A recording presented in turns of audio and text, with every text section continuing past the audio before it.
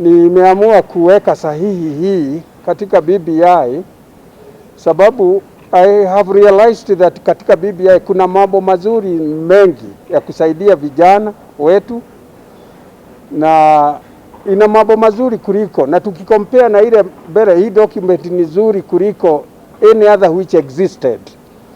Na kwa hivyo na saini hii nikionyesha ama tukionyesha si kitu baya, na tumesema to study to be counted, na hakuna kuburudosi kwa watu wetu, lakini uko na free na deadline ni kesho, pahali popote wako wanaweza kusign, because this is for it is considering vijana wetu wakianza biashara wanapewa grace period bila kodi, alafu na wale wametoka shule pia wanawaachiliwa mpaka wapate kazi.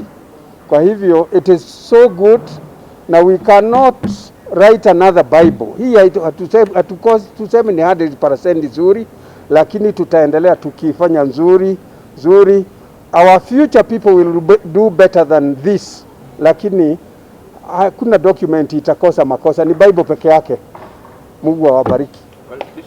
Sisi kama watu wa kanisa na viongozi wa kanisa, agenda yetu kubwa ni kuunganisha wananchi wa Kenya, ili kwamba wanasiasa wa milengo yote wawe wameungana, wananchi ambao wanapinga, ambao wanaunga, ambao wana maoni tofauti wawe wameungana kitu kimoja. Sisi tunajua ya kwamba, na personally niseme hivyo, demokrasia ni swala ambalo ni ngumu na lina hitaji kupewa muda. Time inahitajika ili kujenga na kuunga na kutengeneza neno hilo tunaloita la demokrasia.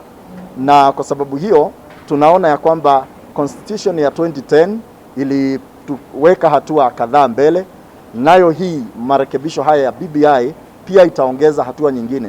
Na kama vile askofu mwenzangu amesema, Biblia tu ndio haiwezi kufanywa marekebisho, lakini sheria yoyote inaweza kufanywa marekebisho, na tunaamini ya kwamba vizazi vinavyokuja pia watakuwa na mapendekezo yao na marekebisho ambayo wangetaka.